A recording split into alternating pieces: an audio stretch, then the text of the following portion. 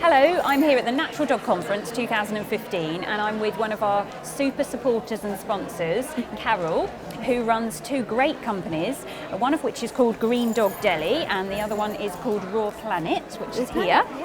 So why do you run two, first of all? Well, Raw Planet is not really a company as such. I mean, how this sort of came about is, about sort of 8 years ago now, I met Nick and some other wonderful people like Jimmy Simmons and started putting together a food for my own dogs. Lots and lots of people then asked me, could I make the food for them? And I wanted to do that and I really enjoyed doing that, but I wanted to be able to do that in such a way that I kind of met what I considered to be the environmental responsibilities of anybody who was out there kind of making money, really. So we looked at ways of sourcing our products so that we made sure they were ethically sourced, everything was outdoor reared and as healthy as possible. And the kind of real challenge was to put together a packaging solution and a transport solution that didn't put any disposable plastics out into the environment and just created an absolute zero waste policy right from the word go with no compromise whatsoever. Now that took some time. I know that was quite a challenge, an enjoyable challenge, and obviously you meet so many wonderful people along the way doing something like that.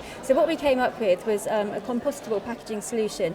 So our products are designed to be as easy as possible. They're all handmade, so the quality is 100% kind of, guaranteed. You know exactly what's going into it. But the most important thing is everything we produce is packaged in a way that has no environmental impact or minimal environmental impact. So everything can go sort of straight into your food waste bin, and that's it. No disposable plastics at all. So that was the kind of story of our food.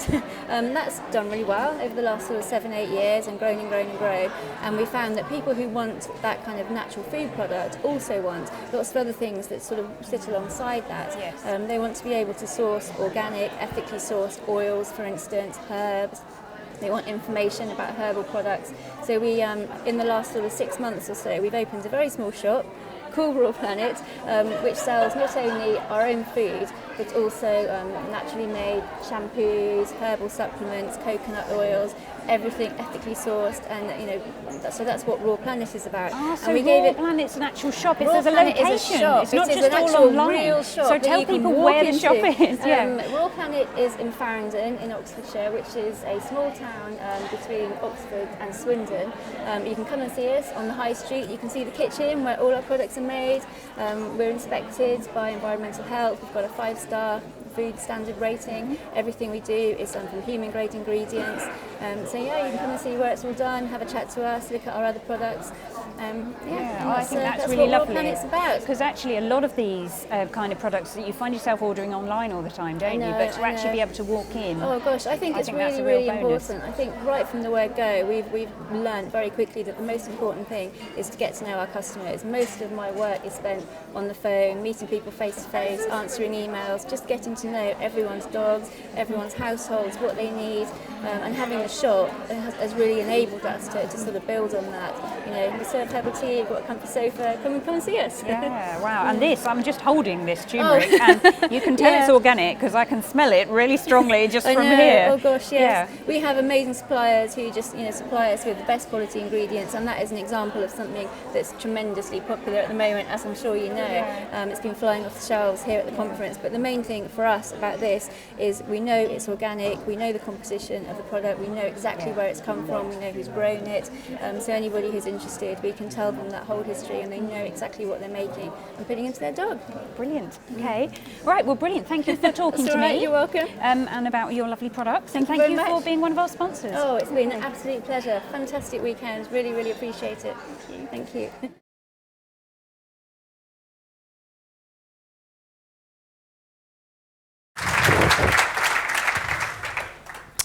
Okay, morning everyone. I know Dean and Caroline have already said how great it is to be here, but for me it's an absolute honour to be here as well. I want to personally thank Caroline and Dean for asking me to be here today and speak, because they have worked really, really hard. Poor Dean, bless him, hasn't even been able to have a shave for like months, as you can see, because he's got his beard. I know they have. They worked really, really hard, and it's a really great privilege to be here. So, like Caroline said, I'm going to speak to you about hopefully what I know best about canids, about canines. And I kind of really just did a bit of a yes when I got asked to speak here. Because there's a lot of great speakers, a lot of great people that know a lot about canines. and I've been asked to speak here today. So of course, I'm not gonna say no. No one never asked me if I wanted to go first, though. So it was my good friends actually who said to me, yeah, you're first speaker, aren't you? And I was like that. No, I don't think I am. They're like, no, you are. And I was like that. All right. So I hope that I don't disappoint, because when you kind of at these events where you give talks where there's a series of speakers, it's quite daunting being the first speaker, because you're kind of responsible for setting up the entire weekend, right? If nobody likes your talk, then everyone's like that. Oh, I could have spent that money on Christmas shopping. Could have spent that money on something much better than listen to that speaker. So hopefully I don't disappoint. But it is always a little bit daunting being that first speaker. So I'm talking today about wolves and kind of what wolves eat, and what are the implications of that for a dog diet for our domestic canines. Now, there are some people here today that know me, have been on my own talks and courses, but there are some people that I haven't met today. So it's always good to give a little bit of an introduction about kind of how did I end up working with dogs, because I'm sure there are a lot of people here today that are probably even more experienced than me. I have a lot of knowledge about canines. And I think that's really important to give a little introduction of what I do. So first of all, it was never really my intention to work with dogs. I always actually wanted to work with goldfish. I'm joking. But no, I didn't really want to work with dogs. I wanted to specialize in carnivore conservation or carnivore ecology. And that kind of materialized from a really, really young age. You'll probably find out throughout my talk and throughout the weekend, I'm a little bit crazy. I'm not as crazy as what I was when I was a kid. When I was really small, I was pretty crazy. And you can kind of find this out from the story I'm about to tell. So when I was really young, I always wanted a wolf and a bear. Always asked for a wolf and a bear when I was a little kid. But the wolf and the bear had to be real, but small enough to live inside my pockets. So that wherever, see, I told you I was crazy. So wherever I went, my real life wolf and bear came with me. For some reason, to this day, I can't remember why, I also asked for a fireman's ladder. There was a really important reason as a child why I needed that fireman's ladder, but I can't remember why. And I got a little bit older and kind of realized, okay, logically, I can't have a real life wolf and bear that are alive, but this small, so they live inside my pocket. So I started to ask for the next best thing, which would be a dog. Now, fortunately, my parents didn't get me a dog because they worked really, really hard. So I got a rabbit. And the rabbit's got 4 legs. He was quite a big rabbit, so I used to take him on walks. He had really good recall. He did. He had really, really good recall. And then I ended up doing my zoology degree and carried that on into a master's and PhD in conservation biology. Yeah, so then I had a really, really great opportunity where I worked with wolves for 3 years. And it was kind of during that time where I started to know more about dogs, really, because I wanted to learn. There's always one with a mobile phone on, isn't there? I don't know. It's all right. Do you want to answer it? He can join in. He can join in for today. We'll give him some questions. Yeah, there was just when I worked with wolves, you'd end up meeting a lot of people. You know, people have dogs, they have an affinity with wolves. And at that time, I was doing a lot of research on canine diet and canine competition and all the like ecology and competition and sex ratio bias and all these different things. And as a zoologist, because that's what I am, I work with dogs, I'm a dog behaviorist, but actually I'm a zoologist. All these things apply to dogs, yet we're not really looking at them, and I don't know why. For me, a dog is a living animal, right? A dog is a species. It has a biology, it has an evolution, it has a natural history. And these things aren't really discussed, and I don't know why. So that's kind of my focus on what I do. And that kind of came from the fact that I wanted to be this carnivore ecologist, really. But for my sins, or for my good charm, one of the two, I now work with dogs. So I'm going to speak today about just this application of what do wolves eat, and how does it apply to our domestic friends, the dog. So, okay, well, what is a wolf diet? Of course, other than the 3 little pigs, as we know about, and Little Red Riding Hood, and small, annoying children, and large, annoying adults. Of course, they're the things that they eat, right? Because we hear that all the time. What actually do wild wolves eat? What actually do wild canines eat? And how does that apply to our dogs? Or does it apply to our dogs? So for me, we have to, first and foremost, which is what I'm really going to talk about, is we have to break what a dog is down. We have to break it down to an individual level. And this is the same thing with wolves. People come to me all the time and say to me, like, oh yeah, wolves do this, don't they? Or a wolf eats this, doesn't it? And I'm like, do you know what? It depends on what group are you referring to. What group of wolves are you referring to? And this is kind of my passion. You know, we have, as a zoologist, you learn about these different species, you learn about these different animals, but then you start to look at individual differences. And my passion is the same with dogs, these individual differences, and why does that matter? And first and foremost, we have to look at the very beginning, which is, okay, what is the diet of a pup? So pups obviously are given milk until they're weaned, and I'm going to come back to that later as well, because this kind of then has something that's quite relevant with diet and behavior. What do they then have as juveniles? Should a dog that starts to become a juvenile, a dog that's a yearling, should that then have a different food source before it's then fully an adult? And then what would that wild animal have when it's an adult? And with wolves, when they live as a family group, they're taught how to hunt. So they're kind of not born with this, oh, today I need to eat that, I need to chase it, I need to hunt it. The rest of the family, the rest of the adults will teach that young wolf cub that this is food and this isn't food.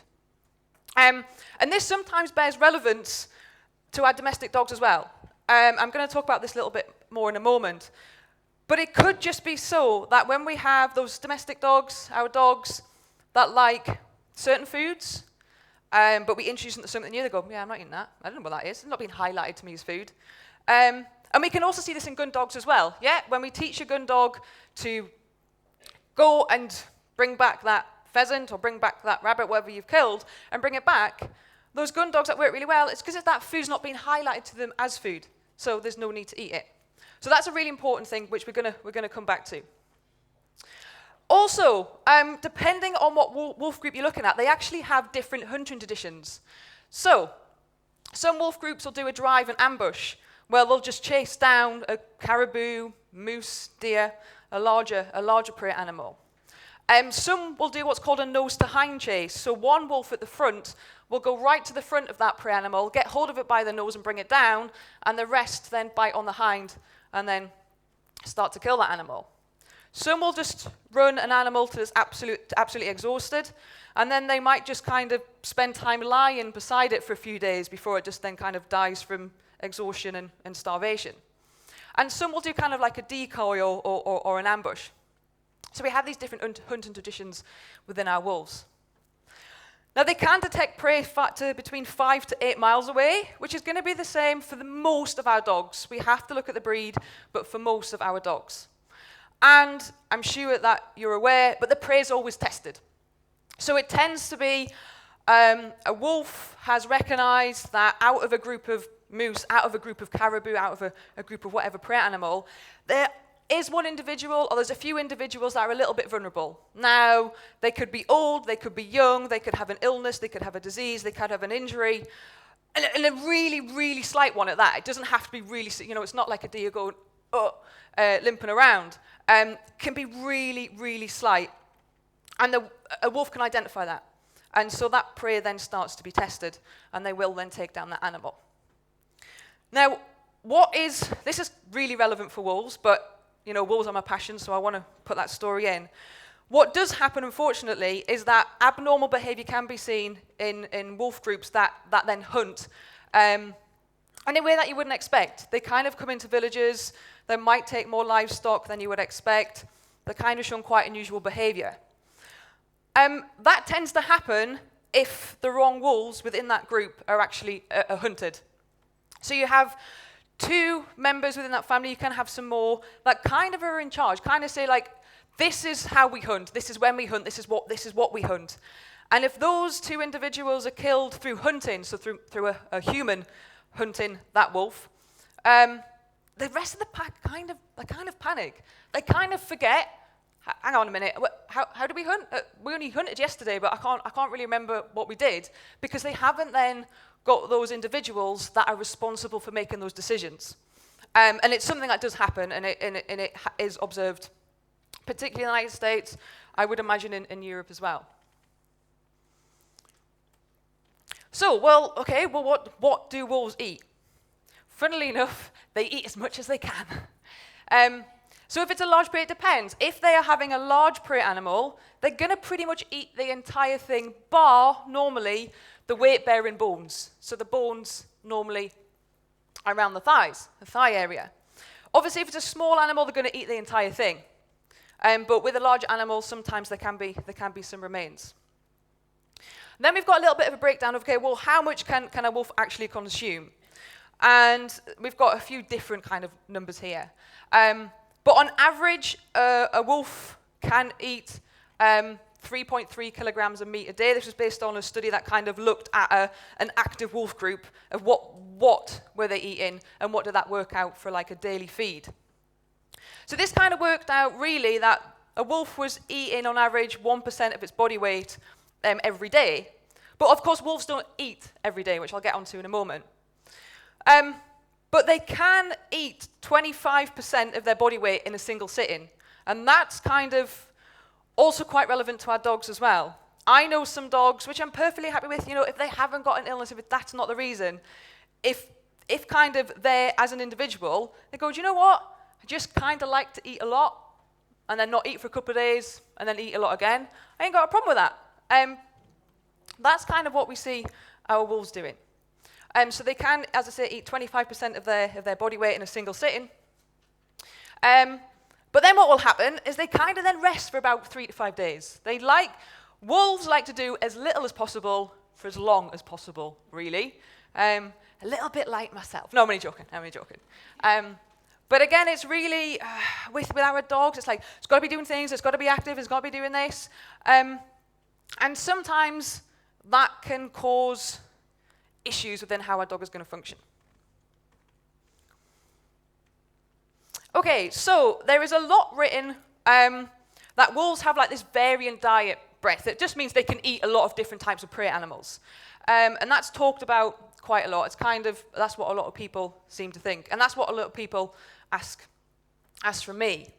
But there's a few things when we look at the studies of that between livestock and wild animals, wolves actually prefer to eat a wild prey animal. Of course they take livestock, of course they eat livestock, but if you look at the bigger picture and if you look at the breakdown of that, they tend to go for livestock when their preferred prey animal, when their preferred wild prey animal is kind of in low population density. And also, they're quite specific, they're quite specialized in the number of prey animals that they eat. And so when the stomach content of a wolf is analyzed, there is normally just one prey animal in there. Now, sometimes there can be a maximum of 2, but usually there's just one. And again, so my talk today is kind of a lot of questions because we know a lot about feeding. We know a lot, there's a lot more evidence coming out about feeding fresh and feeding good and kind of, increasing, maximizing the well-being and health of our dogs. But one of the questions that I just wonder is, should we therefore be restricting the prey source that our dogs need in a single meal, or in a weekly meal, or in a monthly meal? How does that work? Because yes, arguably we need to feed these different prey animals so we get these different nutrients for our dogs. Why aren't wolves though? Because wolves can live for arguably quite a long time, between 5 to 9 years. So yes, our dogs can live much longer than that. But it's a question that I have, which I don't actually know the answer to, but I just find it interesting. There are people that, my good friends, one of them, that in one sitting, they've got a bit of chicken carcass, and they've got a bit of turkey neck, and they've got some beef, and they've got some venison, they've got a little bit of rabbit on there, and I don't know, they might have a little bit of duck as well. Oh, I just don't know, is that too much? Is that over longevity? Is that good for our dog's health? Or do we need to reduce that number of prey items? And of course, as you'd expect, if within our wolves, if the family group, if the group is big, then they're going to take down large prey. But if the group's small, two animals, they're going to take down smaller individuals. And I've already said that. Okay, so here's a great list. Here's a list of this wide diet, this varying diet breadth. Here's a huge list of what wolves eat. And this is what I hear time and time again. Oh, but wolves can eat whatever they want. And actually, this is a list of what wolves can eat, but it depends on what group you're looking at. Wolves do not eat all of these things, or a particular wolf group does not eat all of these things. Now, of course, some of that is because they're geographically refined. They can't restrict it. They can't eat all these things because of where they live. They don't have access to them. But for example, there are some wolf groups that live around caribou and roe deer and red deer and wild boar. But one wolf group, for example, would just take red deer. Another wolf group might actually just take roe deer and wild boar and nothing else. So there's these prey animals around, and if their preferred prey animal, for example, let's say red deer, is actually declining or is not around, they won't go on to that other prey source. Or because all these other prey animals are around, in their lineage, in their evolution, in their history, that has not been highlighted to them as a prey animal, so they're not going to eat it. So we have like these wolves that can be around different prey items, but they will not eat them, which I find really interesting. And within that as well, a lot of a wolf's diet is going to be scavenged.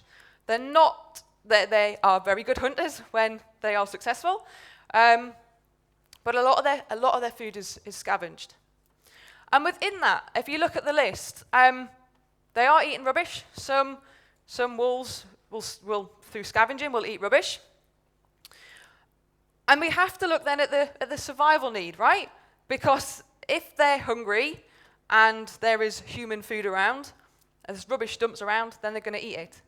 But then if we look at the plant materials, sorry, I'm going to go on that one there, and then for you guys, going to go on that one there, they actually will eat vegetation as well. And again, this is really interesting because from an anatomical perspective, which we're going to talk about in a moment, we kind of know that a dog, its digestive system, is identical to that of a wolf. But there's kind of this evidence, this talk, that yes, we need to put roughage, we need to put fibre into our dog's food by way of vegetation. But it kind of needs to be pulsed, it needs to be ground. But again, wolves don't. They are going to go off and eat plums and pears and blackthorns and even grapes. There's been a few studies where they've found evidence of grapes in the wolf diet. So they will eat domestic animals, which is more of an emotive subject. It's not very fair on the farmers. But in the wolf's defense, when you look at what they take compared to the numbers of wild prey animals, they're not really taking that much. And also they have a varied diet. Diet can vary with season. Now again, we don't see that in all groups. Some groups will change their diet through season. Some wolves don't. And again, this is really interesting for me, for dogs as well. How much of an evolutionary relic do we have within our dog's digestive system, and how much do we need to be restricting their diet as well? So, how applicable is a wolf diet to let's say a wild canine diet to a domestic dog's diet? And I think a lot of it is really applicable, actually, which is what we're going to get into. So, for me, and I hope you don't mind me saying this, I don't think we still know enough. I really don't think we still know enough. We're a lot closer than what we were, but there's still a hell of a lot of questions that need answering. But what do we already know? Well, we know that taxonomically and anatomically, we have these similarities between our domestic dog and our wild canids, our wild wolves. That from a physiological point of view, our dogs do have amino acids and they have a nucleotide-sensitive receptors that are designed for a meat diet. If we then start to look at a dog as a canine and its behavior and its emotions, a dog has these primal emotions, and one of them is a prey-chase drive. Now, what we have with a prey-chase drive is that it's a fixed pattern. A dog as a canine, a dog as a predator, is going to have prey-chase drive. But then what we find is that it varies, the motivation varies between individuals. So that's why we might have one dog that goes, it's moving, for no matter what it is. It's a car, it's a bike, it's a jogger, it's actually a prey animal. Or we have some dogs that go, let's go. The motivation will vary between these individuals. And so we have to bear that in mind. And also within that, regardless of those primal emotions, regardless of that, this is what I need for my health, we have these survival needs as well. So one of the things that I really focus on with any animal, but I work with dogs, so mainly dogs at the moment, is that the biggest priority of any animal is its safety. I need to feel safe. I can't have my survival compromised. And so one way that my survival is going to be compromised is if I'm hungry. So then we have this trade-off between, is a dog eating something to maximize its health, or is it eating it simply because it needs to get something inside of it? And some of the arguments that I kind of, that are thrown at me is because, oh, dogs are domesticated though. Dogs are domesticated, domestication. And I haven't got time to talk about those differences between domestic and kind of your wild canines, unfortunately, except that domestication, it's difficult as humans, I think, because domestication is a word. So we therefore think a dog is domesticated, the end, full stop, amen. But domestication itself is not an event, it's a process. So again, what we have with dogs is dogs always get grouped. A dog should be fed this. A dog should do X, a dog should not do Y, and a dog should certainly listen to us when we say Z. But we have these individual differences, right? So that's why you can't you can't have a textbook dog, because every dog is different. And this kind of happens within domestication as well. You kind of have a scale. So we have some dogs that I would say are domestic and domestic. Like, hi, Mr. Burglar, yeah, come in. Yeah, the strawberries and cream in the fridge. Come on, come all the way in, hang on. Here's the number to the safe, it's just over there. That they will just love absolutely every person. But then on that scale, we have some dogs that are domestic yet wild, that they are much more sensitive about their environment. They're much more choosy about who they hang around, because we have this kind of scale within our domestic dogs. And that's something that we need to bear in mind as well. And my biggest focus is that we have to actually, when we talk about food, when we talk about, I guess this is the Natural Dog Conference, when we look at maximizing the health and well-being of a dog, that can only happen if we look at that dog as an individual, if we consider that dog as an individual rather than, oh, it's a dog and this is what dogs do. So we have to look at the individual physiology of that dog. What are the dog's needs? What, has it got an illness? How old is it? How much exercise does it get? What are its requirements? What is it like? Hell, even if we could do it from a genetic basis, what is its evolutionary lineage? What kind of area did it come from? And therefore, what actually diet should I be given that dog? And so anatomically, taxonomically, we have these similarities. For me, again, I haven't got time to go into it, but you've got a wolf, that's Canis lupus, and a dog, that's Canis lupus familiaris. If they've been grouped taxonomically to be really similar, then that's kind of what it means. They've got a few differences, but they're still that similar that we're going to group one as a subspecies. And we've got two comparisons here. Sorry, I'm going to have to do this twice again. For you guys, that side. For you guys, these two skulls here. So this is a wolf skull, and this is a dog skull. What we have noticeably on your wolf is what's called the sagittal crest. Now, this is one of the arguments of why domestic dogs don't need to have that fresh food. They need to have, they can have that cooked food. They can have food that's been cooked for a long time. Because, they need the power in that jaw from this sagittal crest. But why this is present on a wolf is because a wolf has to catch its prey, right? And if they're living as a big group, they're going to catch large prey. So muscles do attach, lots of muscles do attach on that sagittal crest. But that is there so that the wolf can grab hold of an animal, of a prey animal, and hold onto it and bring it down. That's kind of the reason why those muscles are attached onto that wolf, not because it needs this great big biting pressure to actually chew through raw food, chew through the bone. So dogs are more than capable of doing that. But to give you a comparison, wolves have a crushing power of 1,500 pounds of pressure per square inch. So to give you a comparison, a German Shepherd has 750 pounds of pressure per square inch. So it's quite a difference. And that's kind of one of the arguments of, that's why wolves can eat raw meat and dogs can't. But the sagittal crest, those muscles are really for, that wolf has to clamp on something and hold it and bring it down. Dogs don't need to do that because we provide that for them.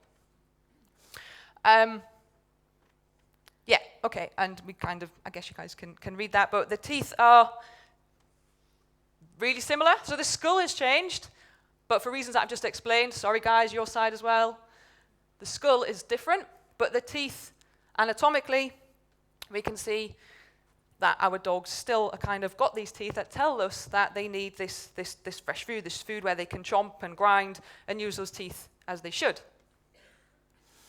And also, what's really cool is when I eat French bread, it always hurts me because I always get a cut in the side of your mouth, right? Who knows what I'm talking about? Yeah, exactly. And that's because probably we're not designed to eat French bread. But if we look at even, like, so I know nothing about cats. So turn that mic then because we get a bit of interference. What?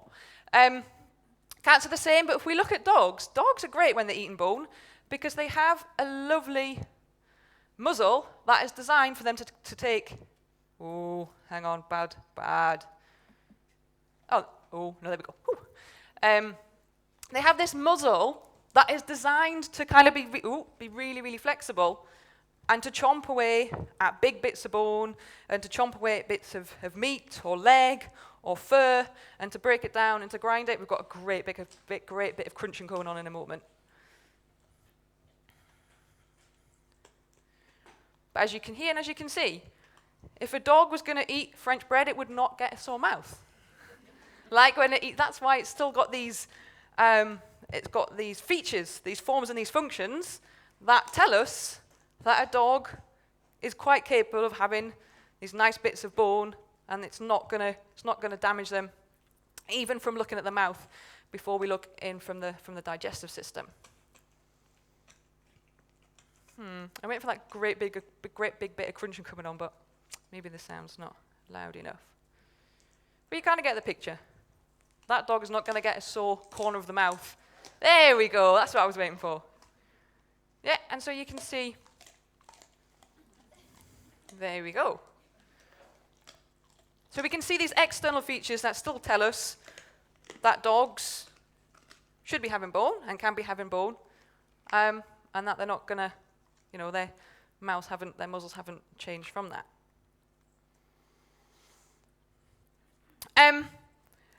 But for me, okay, it's quite distinct talking about a wolf diet and what do wolves eat and how does that apply to dogs.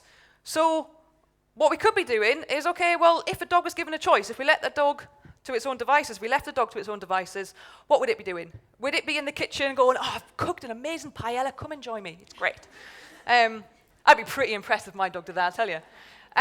So in the UK, it's slightly different, obviously, in different countries. We have lots of different countries that do have stray dogs, that do have feral dogs, and not so much in the UK. So most of our dogs, particularly in the UK, obviously rely on human-derived food.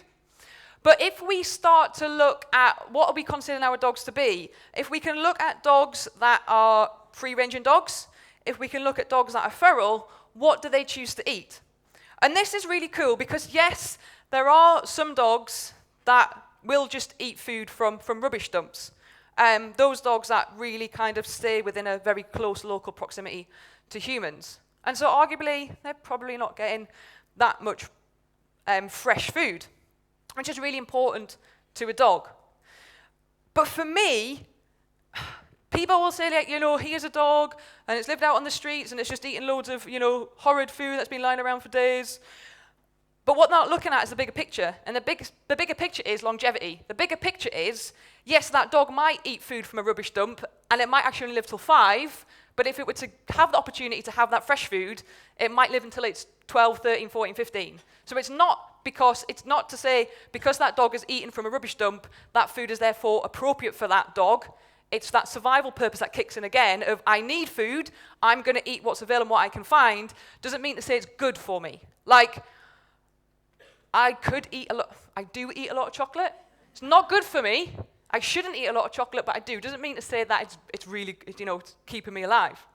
And also from an ecological perspective, when we look at dogs as species, when we look at dogs as canines, they are kind of opportunistic carnivores. They have to be. I'm going to kind of get food when I can and what I can. It's very much like if there was a whole plate of biscuits on everyone's table, chances are pretty much all those biscuits would be gone.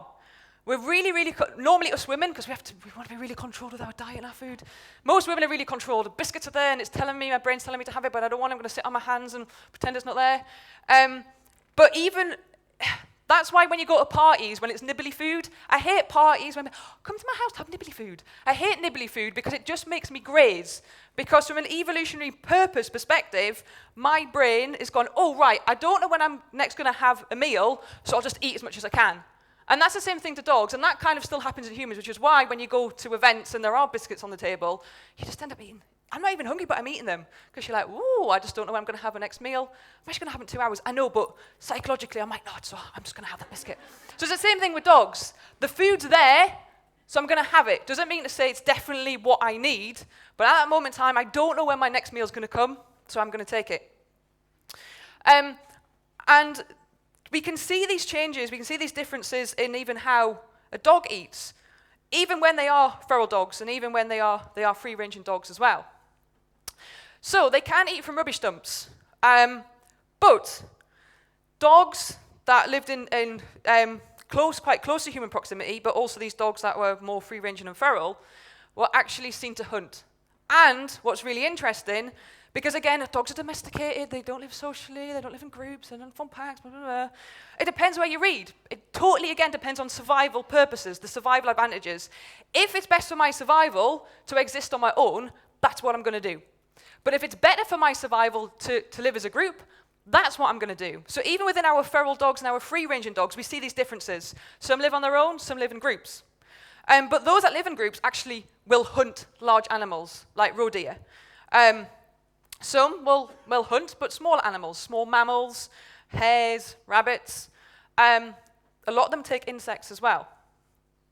And again, they also have that vegetation in their diet. So again, not all dogs. Now, in that diet, in different certain areas of the world, some dogs are seen to take cereal. But the cereal is oat. Sorry, oat. It's my accent. When I always go oat, it sounds like I'm going to beat up someone. I apologize. But it's largely oat. And sunflower seeds, and acorns, and apples and pears. And again, this goes back to, does the vegetation need to be pulsed? Because if these dogs are taking it themselves, they're going to be chomping on it, right? They're not going, oh, I'll just get my NutriBullet out from like my fur somewhere and whack that on. But again, I guess the question goes back to longevity. Does it improve their health and their well-being if this vegetable matter is pulsed, and just because they can't do it, it knocks a few months or a few years or whatever off their existence? So these are the questions that, again, we need to find the answers to. And also, dogs that are what I class as very domestic, they live in this human settings, that their owners, through some studies and questionnaires, did say, oh yeah, but my dog does graze in the wild. He supplements his diet from the wild. And that can be both through scavenging or taking prey animals, and also, funnily enough, taking fruit as well, berries, largely. And some, again, I do say some, I keep saying some because it's that individual. And this is what I hate when, you kind of give an example and then someone will say, yeah, well, you said if the dog does this because of Y. For me, no, in that particular instance, that dog did that because of this. So you have to consider the dog as that individual. But we can see these seasonal changes with some dogs. So for example, in a couple of studies where the dogs were taking roe deer, they would take only 1.3% occurrence was found in the summer diet of those domestic dogs. But there was a huge increase in the wintertime, even though the food they were being fed in the household didn't change. And then we looked at other studies. You will find that these domestic dogs are taking a range of food, largely 60% animal origin, largely small mammals. But they will take vegetation, and stuff was unknown, which tend to be kind of material, actually. But within science, there's also like canine plasticity, diet plasticity, which is, guys, if you just think of plasticine, right? How adaptable is an animal? How adaptable is a species? How easily can it be molded to changes within its environment? So have we got this change? Have we got this dietary change in our dogs where they actually can have more than 2 or 3 or 4 or 5 prey sources? That they are okay on livestock animal as opposed to wild prey animal. Because wolves are predominantly taking wild prey animals rather than livestock. Now, of course, we have to look at restraints within that. It might just be because it's hard to get access to those individuals. But it kind of isn't in some places. And And also there's that question, that long-going answer of, yeah, but if I feed my dogs, they're going to be full and they're not going to want to eat anything when I take them outside. I know loads of dogs that get totally overfed and still will hunt. They will still either hunt on their own, or when they're on their own, I've just gone for a walk and it's been a nice dog. But hey, I'm with my guys now in the park. There's a deer over there. Come on, let's go get it. And you see that all the time. And I'll see it, for example, if we look at wolves, they are taught what's food. They are taught what they have to eat. Now, one of my females who I'm going to introduce you to in a moment, sorry, she's not here, thank God, because she's very selective over who she likes, but I'm going to introduce you by the power of PowerPoint. So she has always hunted. She will happily catch rabbits and eat rabbits. She will happily catch mice and eat mice. I never told her that. I've never taught her that. That was just in her. Our other dog, Cola, hasn't got a clue how to hunt. He's a rescue dog. Hasn't got a clue how to hunt. 4 months after having him, yeah, I know how to hunt because she's taught me. And now he catches rabbits and he catches mice because she's taught him. And then our other little dog, bless her, teeny tiny Charlie, that is kind of scared of her own shadow, she just doesn't hunt at all. So we kind of, again, look at this, see these motivations of this prey chase drive coming through and coming in. So I'm going to come more about, it's a great picture. I got that, oh, that's what I was looking for. You're a hard crowd. We only got like about 2 ohs. I'm going to talk more about diet, but I'm not a vet, I'm not a nutritionist. I'm a behaviorist, and I guess I'm a zoologist that looks at behavior. And so when we look at behavior again, we have to look at the individual dog. But also within behavior, there's so many different causes of behavior that this is what I really love to look at and tease all the different elements apart and all these different attributes apart. But of course, one of the causes of behavior is diet. And this is really important. And so some of this stuff is a little bit controversial, probably fine, but please bear with me because it's really important. But it kind of is linked to diet as well. And so now I'm going to come back to what I talked about, but we're going to go a little bit onto like the importance of diet and how that can affect behavior as well. I know Caroline is going to talk about this more. Oh, sorry, we have 2 Carolines talking. Caroline Griffiths is going to talk about this more later on. But behavior is kind of driven by emotion and how any individual is feeling. And diet can affect how an individual is feeling, which is why we need to consider the importance of diet, not just in maximizing a dog's health as an individual, but also helping a dog with its behavior, helping it not kind of have these behavioral issues. And I've got to say the first one actually isn't really anything to do with behavior. It's actually got no relevance in the talk whatsoever. I just like talking about poo. That's why I put it in. I'm only joking. Of course it's relevant to the talk. And it's really important. I do actually love toilet humor, but that's not the reason why I put it in. It's kind of important to understand our dogs. Because dogs that are fed a fresh food, dogs that are fed a raw diet, largely tends to be comprised of meat and bone. And sometimes there are people that feed, let's say, a carcass, a chicken carcass, or a raw meaty bone. And that's kind of, dog gets a lot of that in its diet, maybe on a weekly basis. Bones, when a dog eats them, sorry guys, I'm going to have to split again. Oh, actually, hang on a minute. Oh, okay, does that come up? Oh no, because I'm too close to the microphone now. Okay, sorry, I have to split it. Okay, bones are sharp, right? When a dog's chomped through bone, it's sharp. And that's why a vet might say to you, oh, no, don't give your dog bones. It'll rip the digestive tract, or it'll die. And I kind of agree where they're coming from, because they have witness to it. And if you've been witness to something once, if you've observed something once, then it happens, right? You can't deny that. And I kind of get where they're coming from, because if a dog is fed too much meaty bone, that can happen. And the reason it can happen is the poo on your left, that is a scat of a wolf. It's a wolf scat. And if you look at it, actually it's not so great. It's really hairy. You can't really see it so well there. It's full of hair. And that is because a wolf would eat the entire prey. So it's not just eating bone, it's not just eating meat, it's not just eating bowel, it's not just eating organs, it's also eating fur. And a lot of our dogs are denied that. They're denied the fur, but are fed a lot of meaty bone. And what would happen naturally is, as that fur is being eaten, and kind of digested, it will break down and it kind of provides cushioning. It provides a nice little soft pillow for that bone. So it passes through that digestive tract safely. That's why you can see some dogs, and I've seen it on a few occasions, where they start to obsessively lick beards, lick carpets, lick hair, lick soft furnishings, lick clothing. They're trying to get that little bit of material in their stomach, in their diet, that is going to serve the purpose that fur would. Does that make sense? Yes, it makes sense. And this is kind of just what I said. So that's why vets will go, oh, don't give your dog bone, it's going to kill your dog. I kind of understand where they're coming from, because A, they have seen it. For me, the reason I would want to know how much meaty bone was that dog given, and was it given anything to help with that bone. Yes, I've talked about that. Okay, I'm going to put this down, because now we're onto some serious stuff. Like, it's all been serious. Like, not really serious, like criminal serious, but informative serious. But this is now really cool, serious stuff.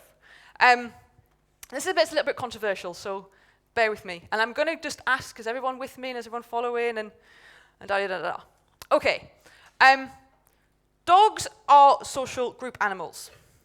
And dogs can communicate 3 different ways. They can communicate visually, they can communicate vocally, but the biggest and most important way they communicate is through chemical communication. That's why their nose is so important. That's why their nose is so powerful. And they use this chemical communication to obviously learn about their environment, but also they use that chemical communication to learn about each other, to learn about each individual's identity.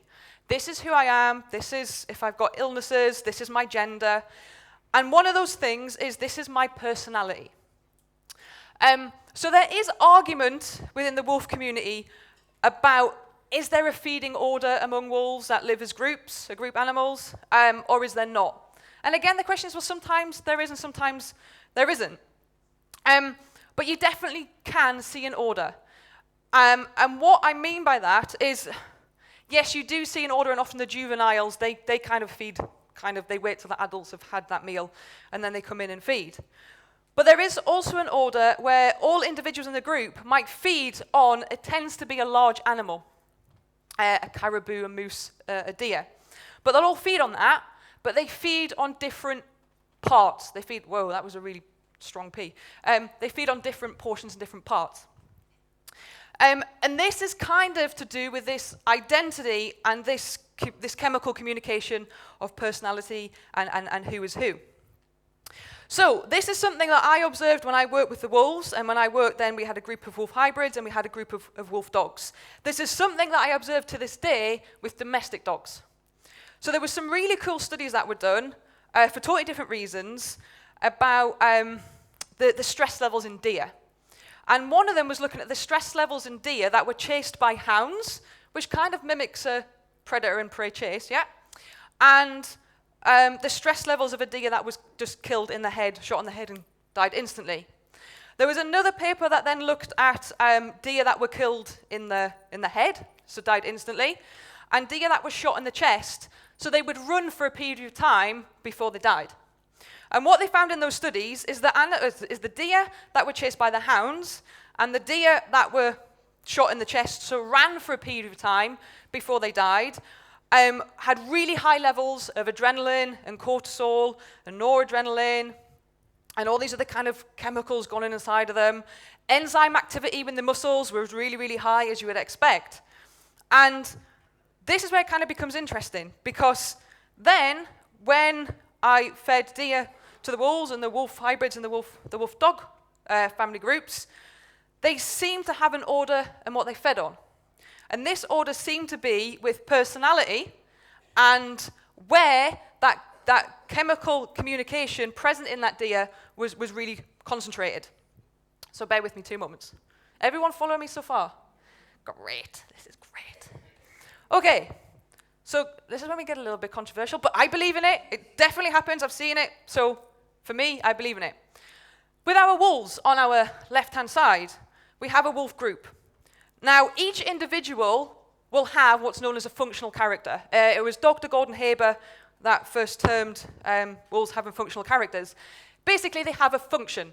In order to live in this group size, we have these functional characters that kind of suit and match. And some are the same, and some are different. The same thing happens to dogs. Dogs have these functional characters. Sometimes it's really easy to identify, sometimes it's really hard, but dogs do have these functional characters. And this is where food and this is where diet becomes really relevant, because there is a particular character, which you're all going to hate me for, but I am going to put it up on here. Let me talk about it before you all kind of run off or throw things at me. Because it's not what any of you are going to expect. But there it is. Ta-da. This is really important when it comes to diet. I know I know, it's tough. And you're a tough crowd, so I only got two. Oh, so I was trying to milk you a little bit, but oh well, here we go. This is really relevant with chemical communication and diet and functional characters, because there are some that just seem to get along and be fine and not really matter. But there is a particular individual that is pretty important. And it's that important that it needs to smell a little bit different.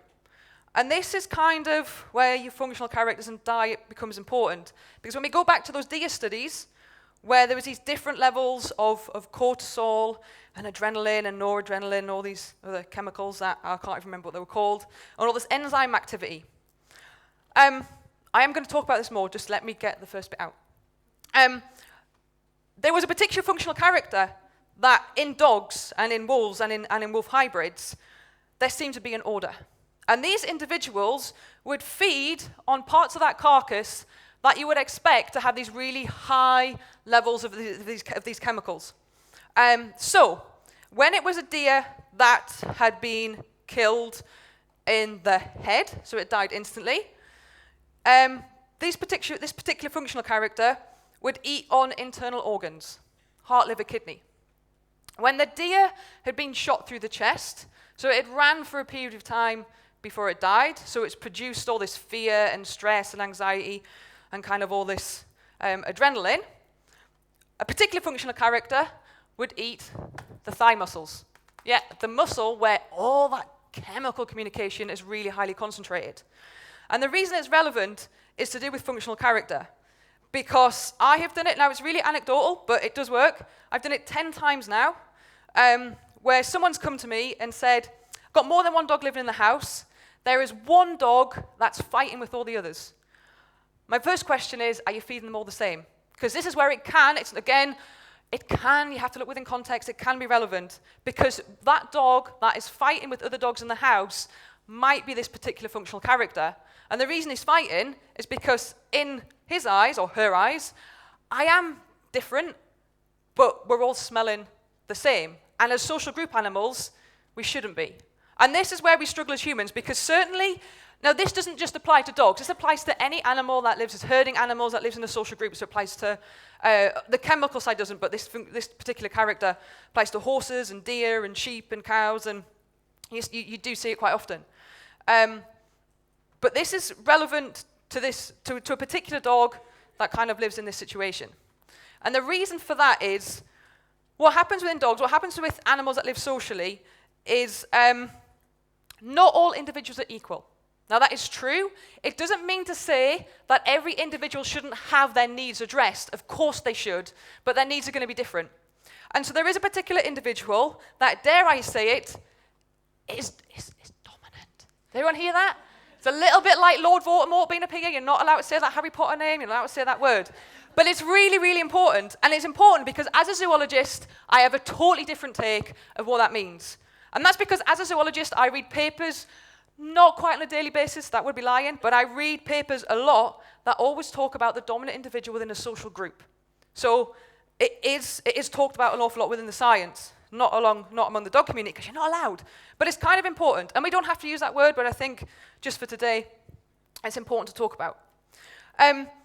So what I mean by that, well, first of all, when people, you probably people out here today that are behaviorists or work with dogs, and you'll get that phone call like, oh, my dog's dominant. But that, it probably actually isn't. You've got totally the wrong understanding of what that means.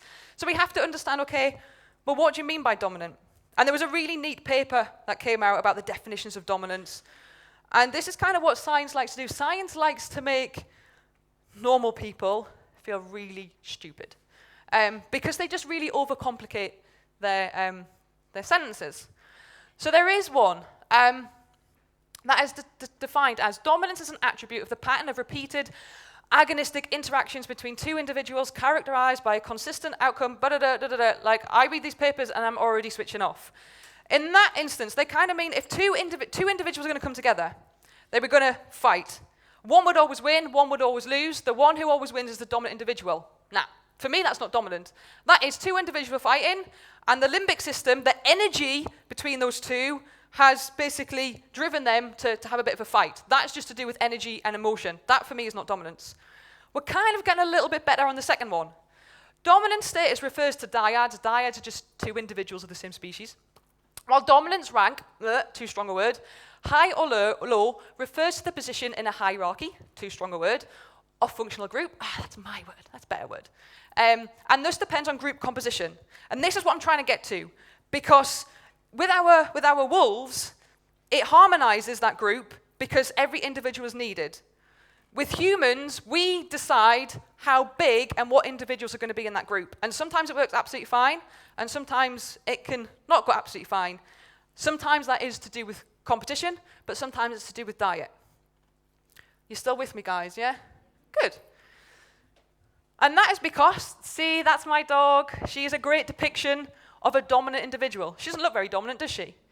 This, for me, as a behaviorist, as a zoologist, a dominant individual is actually, they have kind of a bit of a motto, which basically means I interact with you and my survival relies on you, but when push comes to shove, my survival is more important than anybody else's.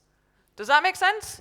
That's what it means. That they really, every animal is obviously going to be bothered about their survival, but this animal is really, really bothered about their survival. So it kind of is a little bit like when all the, no, I was going to say elephants, I didn't mean elephants, I meant penguins. When all the penguins you go first, oh, well, I'll go if you go. We'll go on three. And they all kind of dive in together. They're trying to maximize their survival as individuals. If we all go together, chances he's going to get eaten over and above me.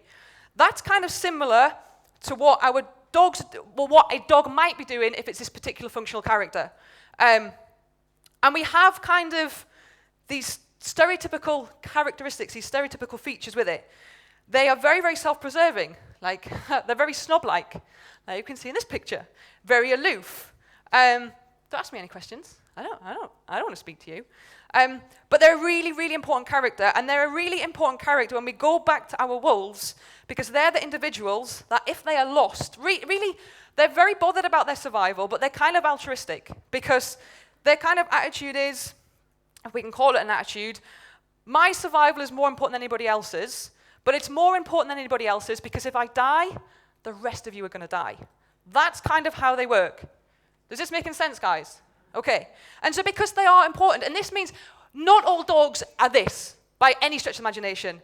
There are some dogs that can be this really important, selfish, priority, dominant individual. Not the word dominant of what a lot of us kind of have read and think we mean about being this, I am bothered about my survival. Or my survival is more of a priority than anybody else's. We can have households where there is more than one dog, and it's not a problem. But sometimes, because of these personalities and because of these functional characters, there is sometimes, on some occasions, a dog that is this functional character that will then say, I need to be different.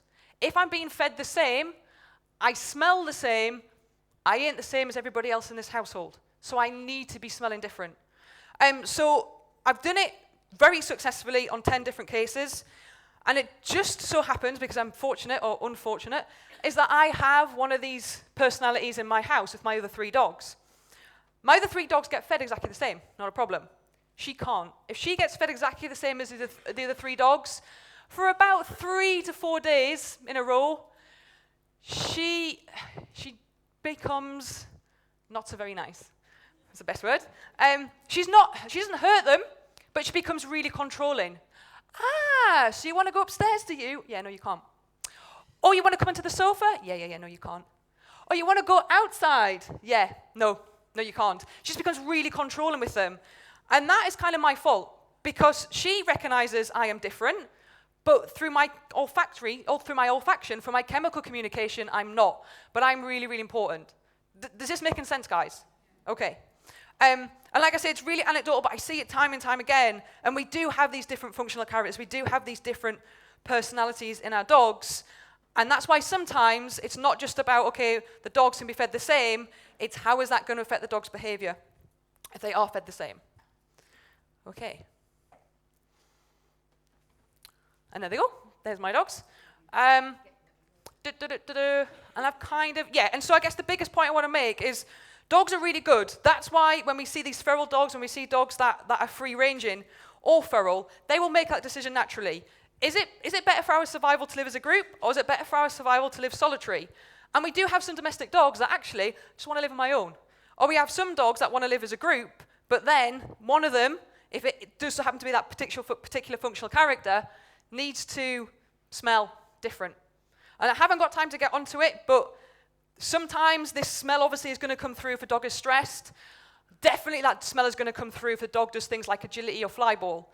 And you will see those changes. So you can have two dogs that are fine, and then all of a sudden one's done an agility round, for example, comes back, and then this dog that has just watched it goes, I'm going to tell you off now, because now you're smelling different to how I am, and I should be smelling different to how you are. Does that make sense? Great. Okay, no one's left the room, so that's brilliant. Whew.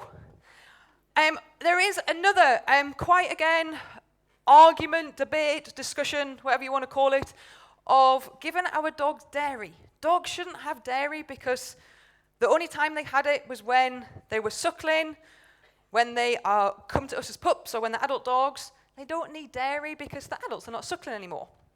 This is a really cool thing. Now, we have to, I'll talk about it in a moment, but let's just kind of stick with dairy for the moment. There is something within canines called the SHRP, the stress hyper-responsive period. That is a time frame in which puppies are really, really young. And they can experience fear, but their nervous system does not go through the stress response.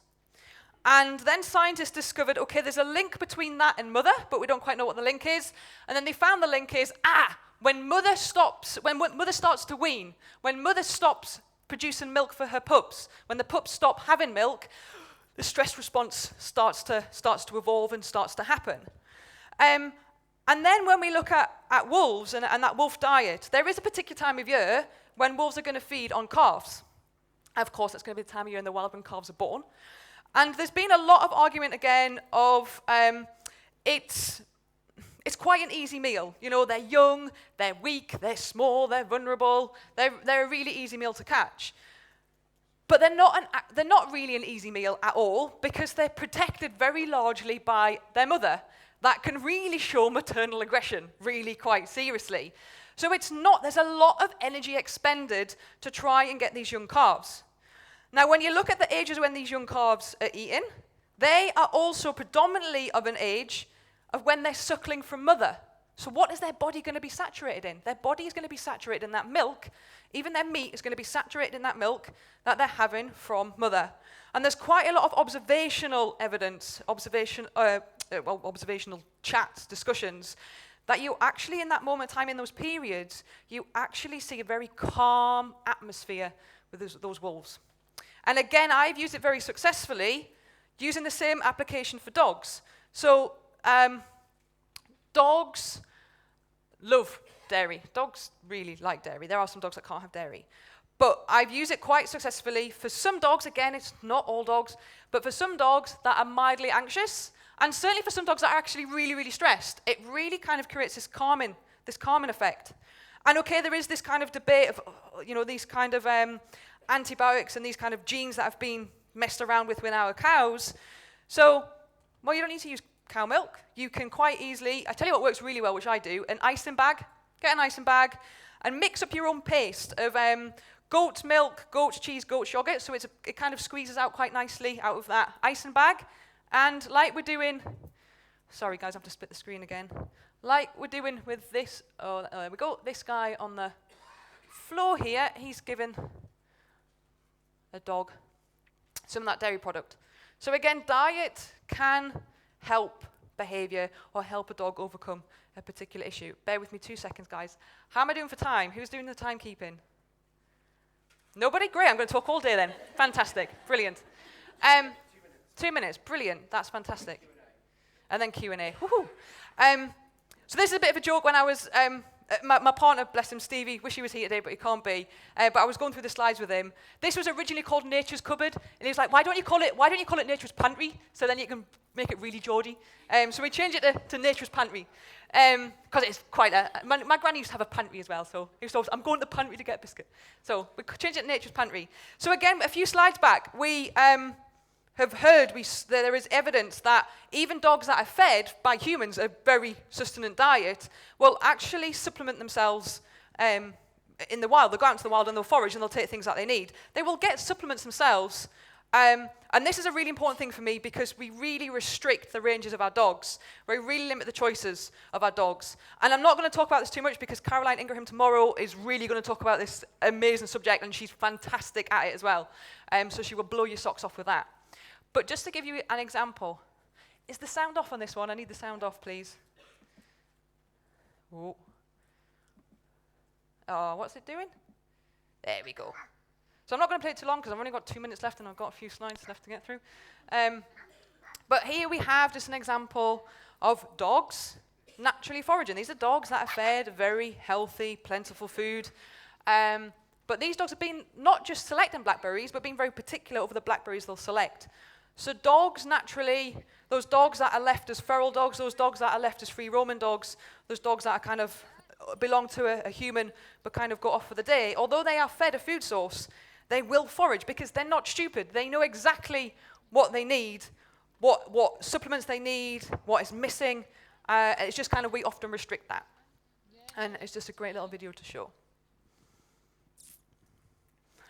Okay, very, very quickly. Should we be giving our dogs fresh food? Should we be giving our dogs raw food? Meaty bones, meat, fur, things that aren't cooked. Dogs are canines, they're predators, they're carnivores, they're opportunistic carnivores, yes, but they are carnivores. I've never found a single study, I've read a lot of stuff on wolves, and I've never found a single study saying, yeah, a wolf's died because it's eaten some fresh meat. Never read that. I have read that they've died trying to get food because either the prey animal has unfortunately ended up killing them, they'll often kick out a back leg to break a rib or a jaw, or they've just died through starvation. But I've never found a study that goes, yeah, the wolves died from eating. Well, of course, if humans have baited it and put poison in, but that's not natural. And I love this picture because it's like the dog's going, I ain't eating that. But something that, as a dog behavior, something that works for canines, I cannot get my head around when someone says to me, oh yeah, my dog's allergic to meat.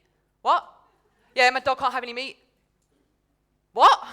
How can a dog, like, what the hell, really seriously, what the hell have we done to dogs genetically so that there are some dogs that cannot eat meat? How can a carnivore not eat meat? And there are some dogs that are just very, very unwell if they have meat, and that is just, it's something, I really love conservation, and the reason why I end up working with dogs is because I would love all of you to go away and go, I'm going to be more interested in wildlife and try and conserve wildlife. But really, actually, we need to conserve our domestic animals because we're doing stuff to them that we shouldn't be doing, including making them allergic to meat, some of them. It really perplexes me. But I don't have time to talk about the slide because I need to wrap up now. Ooh. So we're wrapping up. Great. So, for me, based on what I know, based on my evidence, based on how I work with dogs, yes, dogs are opportunistic carnivores, but they are carnivores. They're designed to have a diet that is fresh meat, that is raw meat, that is bones and fur and ligaments, but also with vegetation with that as well. I do believe, again, we group dogs. A dog should be fed diet. For me, it's again about the individual. That dog as an individual, what does that dog need? And so that's why I think there's still a lot of science lacking. Should we be giving our dogs just two prey animals? Does it not really matter? What kind of evolutionary relics are there within our dog's physiology?